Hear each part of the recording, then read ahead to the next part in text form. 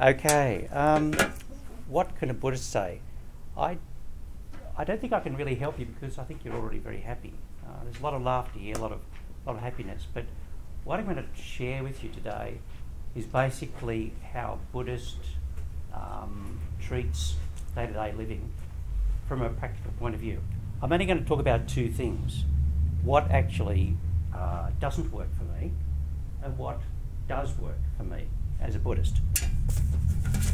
Now, let's start with what doesn't work for me. And this is backed up by science. Looking for sensual gratification, things that please our eyes, things that please our senses, our taste, these sorts of things. Welcome. These are the sorts of things that only last briefly for a Buddhist. I don't know whether it lasts briefly for you, but for a Buddhist it lasts not that long. And what a Buddhist tries to do is sort of go a lot deeper than those quick fixes. In fact, society is trying to convert us to quick fixes, whether it's through the media or advertising. They're wanting you to buy happiness in lots of ways. So what I'd like to first start with is the happiness paradox. If you try to get happiness, you won't get it. You don't go straight to happiness. Happiness is actually a consequence of the way you live. There's a bit of a paradox there. So instead of saying, I want happiness, what does it cost? What do I have to get? The holiday, the job, the results, whatever it is, instead of saying, I want to get that, that will give me happiness, turn it around and say, how should I live? If you live well, happiness will be the consequence. Okay? That's the first thing, the paradox.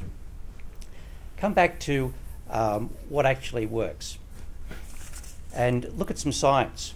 They've done a lot of surveys. I don't know whether you see the articles in the magazines and the newspapers about happiness, but over the last, say, 50 years, our wealth, our affluence has actually tripled in Western societies. In most Western countries, it's tripled. But they've measured the happiness over that time. And what do you think has happened over those 50 or so years when we've tripled our wealth? Any guesses? Static, yeah, much the same. In fact, in some areas, depression and a lot of other things have come up. So happiness doesn't increase with wealth. And in fact, the more wealth you get, sometimes it can be a frustration that you're not getting happier. There's another kind of a paradox there. A lot of people are frustrated when they get so much affluence, it's just not working. So what does work? Well, to me it comes down to two things. It comes down to what we do within ourselves, our mindfulness, our tranquility, our calmness, which for a Buddhist comes from meditating, and the external aspect of happiness, which really comes down to having a circle of concern which is large. In fact, I admire a lot of Christian groups. I think Christians do a lot of really tremendous social work, community work, volunteer work. I really admire that. It's well organised and it is truly compassionate. I encourage people in the Buddhist community to actually look at some of those examples. So that's my sort of two-part formula, that if you look within and understand just what makes you happy and how your mind is working, you can actually see there are things that are stopping you from being happy. In fact, for a Buddhist, our attachment to things is actually our conditions on happiness. In other words, if you want something, pick anything, a great job, more money, a holiday, house, whatever it is, when you say you want something, if you attach your happiness to whatever that outcome is, then guess what? You're signing a contract with yourself to say, I will only be happy if I get that.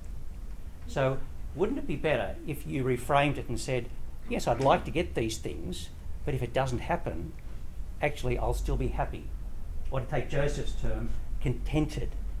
You can still be contented with what you have and not disappointed if you don't get those things that you're striving for. Sure, strive for those things, but don't put so many conditions, like a legal contract, on your happiness that if you don't get all these things, you're going to be miserable.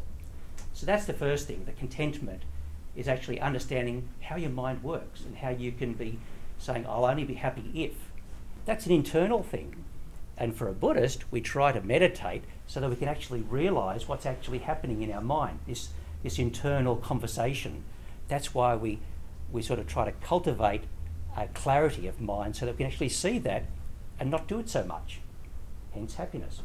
Then the other side is actually reaching out to people. When your circle of concern includes other people, you're not so worried about what's in it for me. In fact, for me, I get happy when I volunteer. So I'm following your example in your community. The more you volunteer, the more you expand your circle of concern and include other people and give yourself to them, the more you're happy. It's kind of counterintuitive that the more you give away, the more you get, but it's actually true. And I'm sure many of you have had volunteering opportunities and you've done it and you've actually got a buzz, right?